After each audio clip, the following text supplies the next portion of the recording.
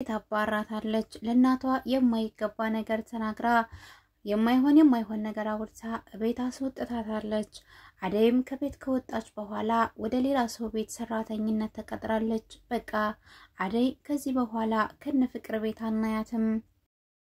ሰላም ውድና የተከበራችሁ የቻናሌ ቤተሰቦች ሰላም ለእናንተ ይሁን። እንዴት ናችሁ? ለቻናሌ አዲስ ከሆናችሁ ላይክ እና ሼር ሰብስክራይብ በማድረግ አደይ እንግዲህ ከቤት ተባራለች ማለት ነው። ፍቅር ባጠነጠነችው ሴራዋ እንዲሁም ደግሞ ብዙ ነገር አድርጋታለች። ነገር ግን ለናቷ ደውላ ብዙ ነገር ካወራቻት በኋላ እናቷ ትክክለኛ ወሬዋ ምን እንዳለች አልሰማንም።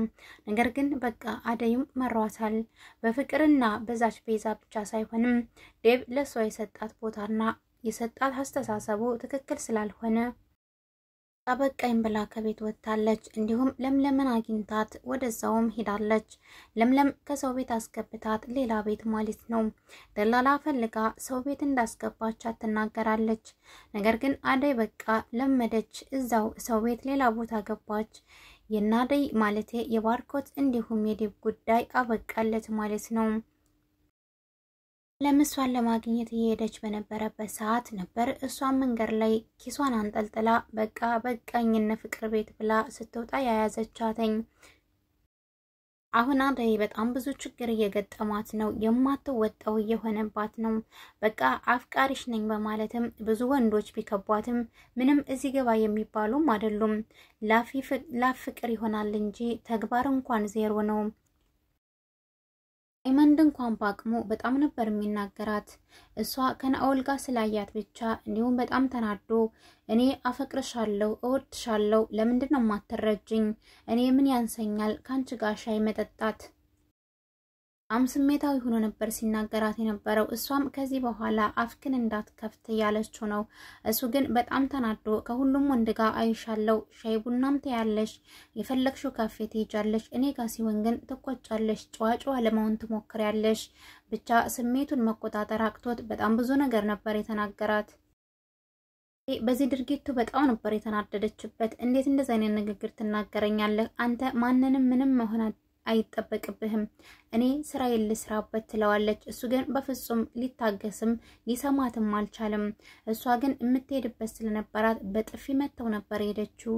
በቃ ተወኝ፣ እኔ የራሴ ህይወት አለኝ፣ ለፍቅር የሚሆን ጊዜ የለኝም ብዬ አስረድቻ አይደል እንዴ ብላ ብዙ ነገር ተናግረው ነበር ያለፈችው። ሁሉ ነገር ሰልችቷታል። ሁሉ ነገር አስጠልቷታል። ዛሬ ማንንም መስማት አትፈልግም። በጣም ነው የዚህ ቤት ነገር የሰለቻት። ከነገር ላይ ነገር እየተደራረበ እንዲሁም ባላደረገችው ነገር ከሳሿ እየበዛ ለአንድ ደቂቃ ወጣ ስትል ሰንብታ መጣች እየተባለች ፍቅር በጣም ብዙ ነገር አድርጋታለች። ዛሬ ግን እንዳልታገሰቻትና እንደማትታገሳት እሷንም በጥፊ ትላታለች። በጣም ነበር የምትታገሰው። ዛሬ ግን ትግስቷ የተደበላለች። ለምለም ትግስቷ የት ሄደ? ትግስት ያጣቸው የፍቅር እና እንዲሁም የቤዛ ጉዳይ ሳይሆን ትግስት የነሳት ይሄ አፈቅርሻለሁ እወድሻለሁ የሚለው ዴብ የሚባለው ነው። እሱ ራሱ ቤዛ ያለችውን አምኖ እንዲሁም አደይ ላይ እጣቱን ቀስሮ እንዴት የባርኮትን ፍቅር ጥያቄ ትቀበያለሽ ብሎ ነበር ያፋጠጣት። አንተና ለምለም ቤት ያደረችው እንዲሁም የሄደችው ባርኮትን ፍቅሩን ተቀበለው እሽኮለሌ ሲሉ ነው ያመሹት ትላለች ቤዛ እንደዛ ያለችው ለዴብ ተናገረችው። ዴብ አደይን እንዲጠላት ብቻ ከዚህ ቤት እንዲወጡ የሚፈልጉትን ነገር በግልጽ ማድረግ የሚፈልጉት ለመሆን ነበር። አደይ ግን ነፃነታቸውን በፍጹም አልነፈገቻቸውም። ቤዛና ፍቅር ባይዋደዱም አደይን ለመጣል ግን አንድ ቀኝ እጅ ሆነዋል። አሁን ግን የተነጋገሩት በሙሉ ውሸት ነበርና ዴፊት ውሸታቸው እንደሆነ ተጋለጠ።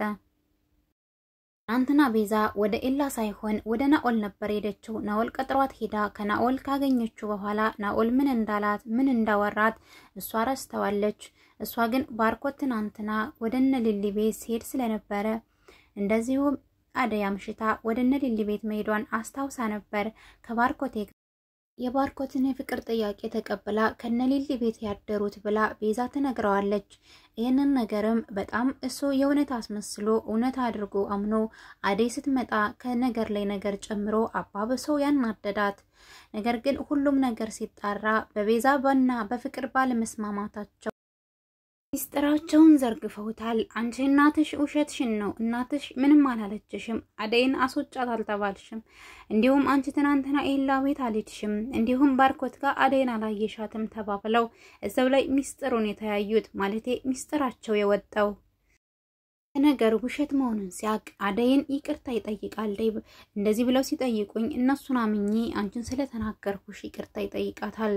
እሷ ግን በፍጹም ይቅርታውን አልተቀበለችውም። ይበቃኛል፣ እኔም እናት አለችኝ የምትወደኝ የምታከብረኝ፣ ማንም ቢጠላኝም በቃ እናቴ ጋር ሄዳለሁ።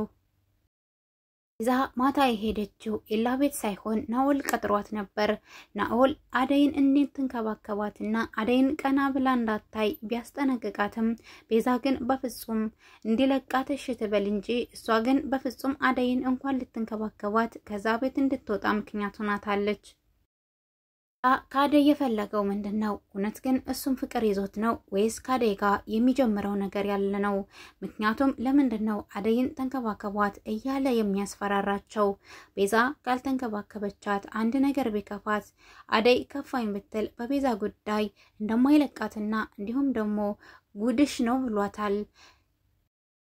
ናኦል ቤዛን የሚያስፈራራበት የራሱ የሆነ መረጃ አለው።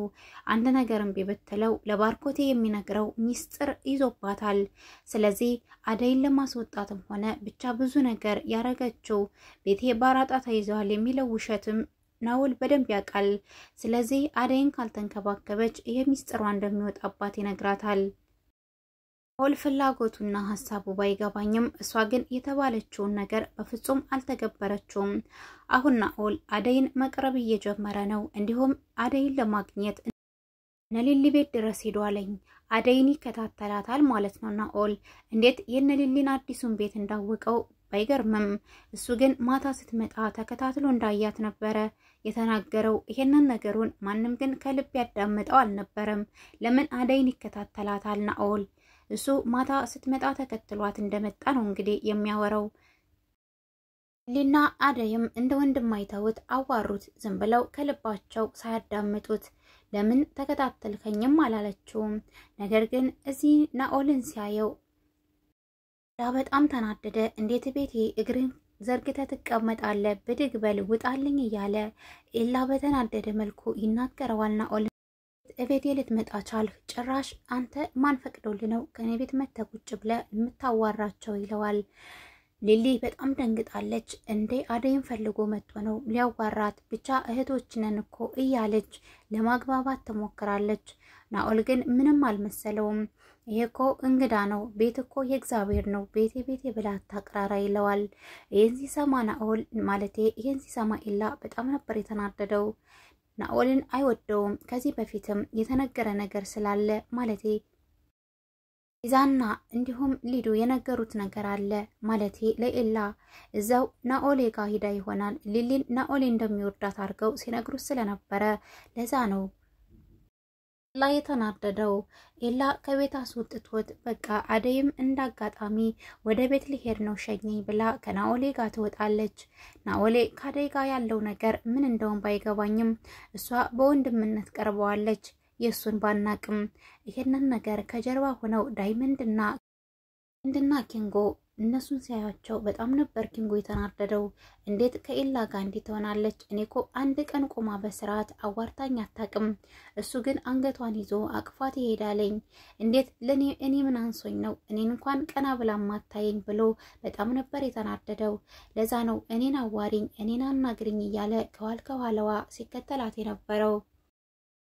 ከቤት የተዘጋጀላትን ነገር ሳታይ ከናኦል ጋር ለበፊቱ ማለቴ ለወደፊት የስራቸው የሚሆናቸው ነገር አንዳንድ ነገር እየተማከሩ ወደ ቤቷ ሸኝቷት እሱም ወደ ቤቱ የሄደው። ነገር ግን ኪንጎና ዳይመንድ ይሄንን እያዩ ማለፍ አልቻሉም። በአንድ በኩል ሄደው ሲያጣሩ እየሸኛት እንደሆነ ነበር የገባቸው። ሁሉም ሰው እየተነሳ ያንቃታል። ባህሪዋ በፍጹም አስቸጋሪና ተገቢ አልነበረም።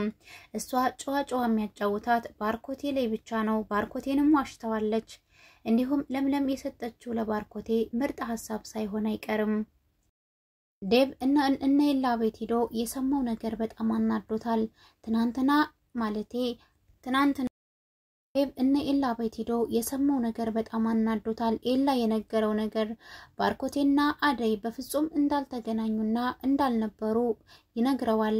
እዚህ የሚመጣና ቤዛን አንገቷን አንቆ ሁሉን ነገር ያደረግሽው አውቀሽ ነው አይደል ብሎ ያፋጥጣታል። እሷ ግን ሁሉም እያታለሉን ነው፣ ሁለታቸው አብረው ነው ያደሩት ብላ ጭራሽ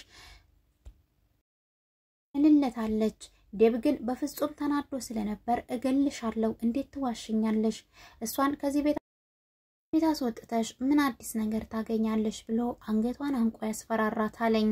ውድና የተከበራችሁ ቤተሰቦቼ ለዛሬ ይዤላችሁ የመጣሁት ቪዲዮ በዚህ ያበቃል። ቪዲዮ እስከምንገናኝ መልካሙን ጊዜ ተመኘውላችሁ። በቃ አደይ ሌላ ቤት ገብታለች።